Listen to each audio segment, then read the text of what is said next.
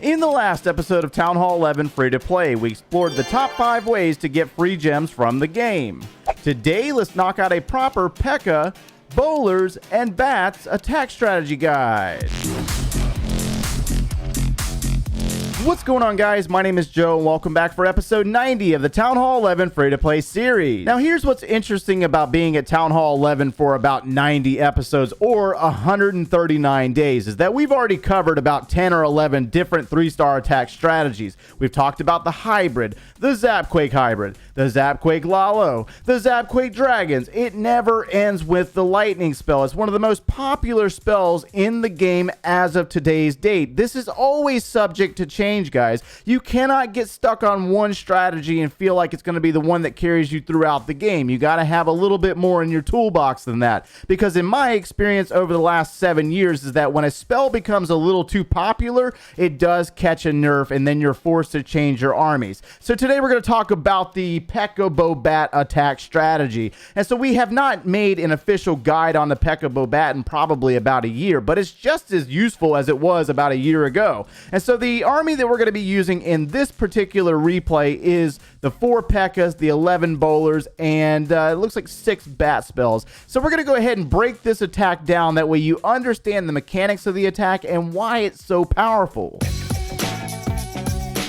Alright, so let's go ahead and use this attack as an example to break down the Pekka BoBat attack strategy. We're going to talk about those troop placements and what we're looking for on the base. Now, with this strategy, we have the Pekkas. They're really powerful, they're a really tanky unit, and you can also use them with the Bowlers, which allows the Bowlers to take out buildings ahead of the Pekkas, which causes them to move through the base faster. But what's really ideal here is making sure that you look for those wizard towers, what type of inferno tower is on the base, as well as where's the Eagle Artillery, because you got to use your bat spells sparingly and make sure that you keep your bats alive to take out backside defenses. And so what we got going on this base right here, we have high level defenses, but we got some low level walls. It is what it is. It was a random clan war spin. All right, so when we look at this base, this is just a very bad base design because we have the Eagle Artillery, we have 1, 2, 3, 4 wizard towers all in one location.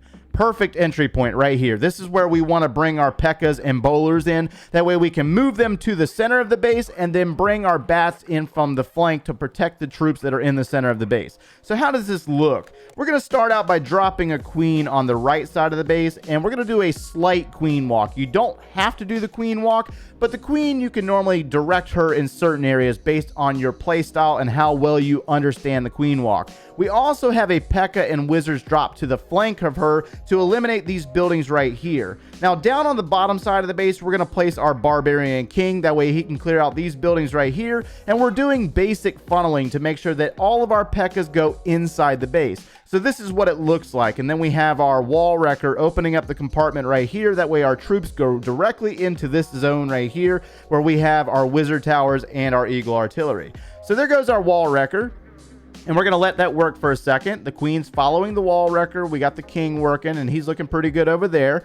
And then we're going to drop our Pekkas and our Bowlers together to go into this hole where the Wall Wrecker went. So the Wall Wrecker's opening up each layer of walls, and they're going to follow the Wall Wrecker into the base. Now, inside of the Wall Wrecker, we brought a Yeti and Valkyries. This can be exchanged for more Bowlers. It can be exchanged for another Pekka. It's really based up to you. It's not really no right or wrong answer here. I like the Yeti because when the Yeti dies, it destroys defenses with the Yeti mites. Now, we got the clan castle troops. Looks like there's some witches and Bowlers, and that's what the poison spell is for. And you'll notice that the rage spell is dropped to power up our Bowlers, and we used our Grand Warden's ability to keep our Pekkas and Bowlers alive while the Eagle Artillery gets destroyed. So everything's looking really nice at this point. We got the Bowlers working on a wall, and they're trying to cut through. We got the queen on the top side of the base, and then we're going to flank our bats in. So once those wizard towers fell, it opens it up for the bats. All we have left is 1 wizard tower, and I think we brought 4 freeze spells in this attack. That's a little overkill, right? So here comes our bats. This is basically your main focus. The bats is the main focus. They're going to go from defense to defense. We use the queen's ability. We freeze the single target to protect our Pekkas. And then we're going to allow the bats to move in. We're going to freeze that Expo. They're going to take out the air sweeper, and then they just go from defense to defense. Now, once they get to the backside, we got to protect them from this final wizard tower, because wizard tower will roast your bats in a heartbeat, and it's basically the end of the raid. So bats are going to take out that wizard tower, go to the bomb tower, go over to that final archer tower, and that's pretty much it. That's it. I mean, you're done. I love this strategy, man. It's phenomenal. If you understand the troop placement, what you're looking for, how many wizard towers can you take out, are there multi-targets on the base that you have to worry about, you should be able to use this strategy very easily. It's just as powerful as any of the other strategies out there right now, but this is a phenomenal one to have in your toolbox if you just need to move away from the lightning spells. All right, so let's go ahead and test our logic a little bit. And we got a very popular base design out here in Global. Let's see if we can take this one down with the Pekka BoBat attack strategy. Now, I like this side of the base where we got the Eagle Artillery and a couple of Wizard Towers, but we're going to make sure that we funnel this properly, right? So let's go ahead and drop our Queen right here to go after that Wizard Tower. Let's go ahead and place the healers with her. And we want her to go towards the top side. Now, on the opposite side of the funnel, let's go ahead and drop our Barbarian King.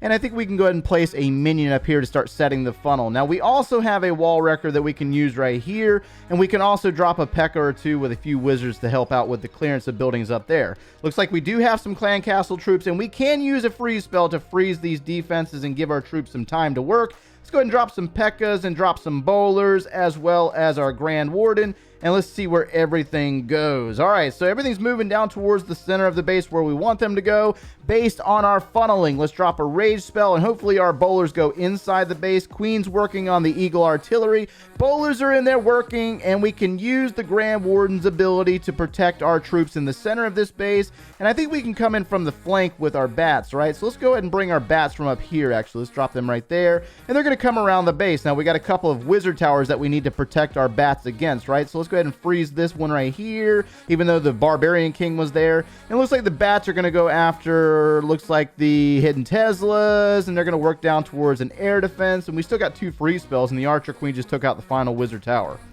Well then, all right, so that was a little bit easier than I thought it was. Let's go ahead and do our cleanup by dropping our wizard and our balloon that we didn't use, as well as our archer. Let's go ahead and swag these freeze spells. Didn't necessarily need them, but that base just crumbled.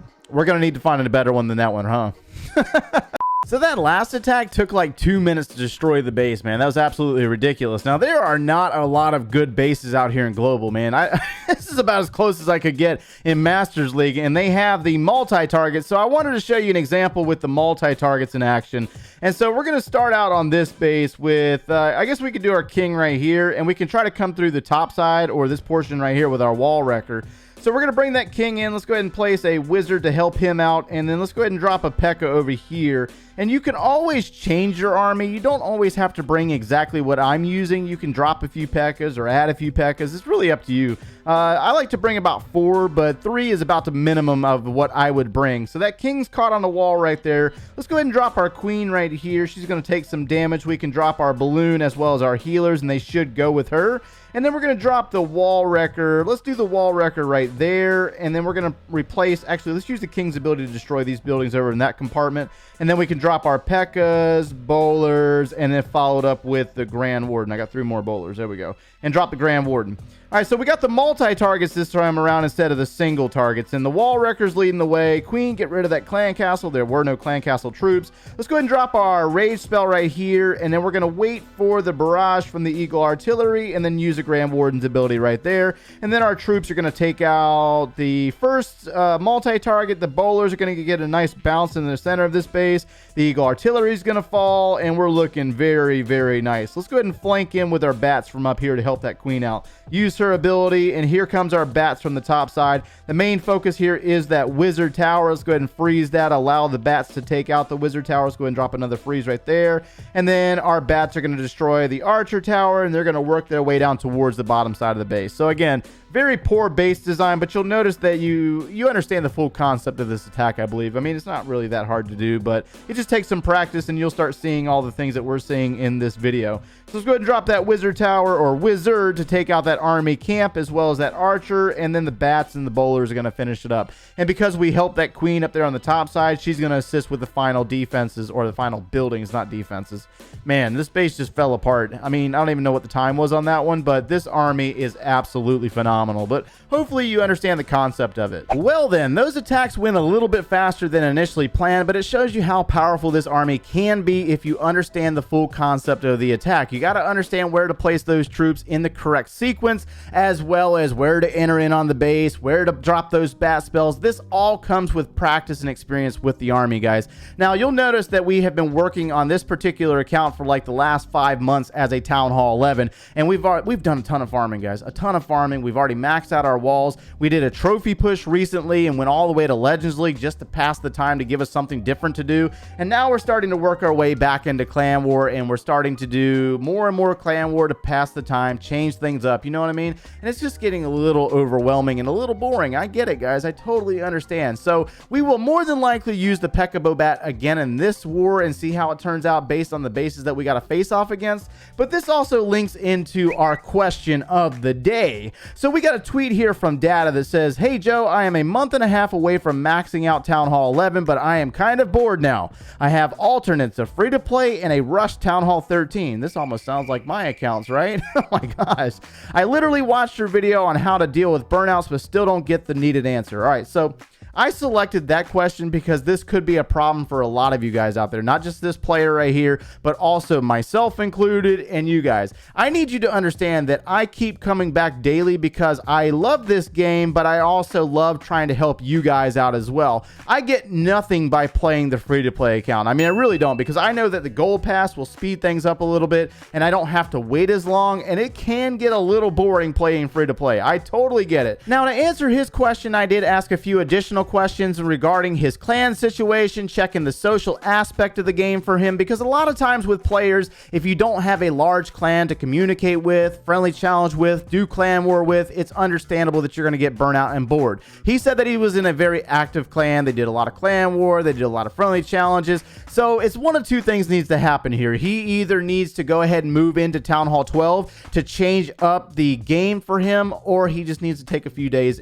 for himself. He can take a break, come back, and then see how he feels about the game. Because at the end of the day, because of the current state of the game, it's been like this for like the last 6-7 years. All you really have to do is farm every day, keep your builders active, do some trophy push, do the builders haul, try to get the 6th builder, or do clan war. Unless you're off the game over on like Discord or Line and getting involved in all those little special things that are available in the communities out there, that's pretty much it. So I totally get where he's coming from, and I hope to try to spice things up for him. But at the end of the day, I'm also limited when it comes to this game, and you might just need to play something else for a few days and see how you feel about it. Don't necessarily 100% quit, but you know, you put a lot of work into it, you want to come back to it, but you might need a few days to kind of recycle, regenerate your brain power and see how you feel about it. So hopefully that answers this question, and if you have a question of your own, tag me on Twitter, hashtag question of the day. And if you enjoyed our content, make sure you leave a like on the video, subscribe if you have not done so already, and if you like watching us every single day, turn on those notifications. If you need any additional video support, or you want to see this town hall from the very beginning, click one of those links over there, and we will see you in the next one, guys. Take care.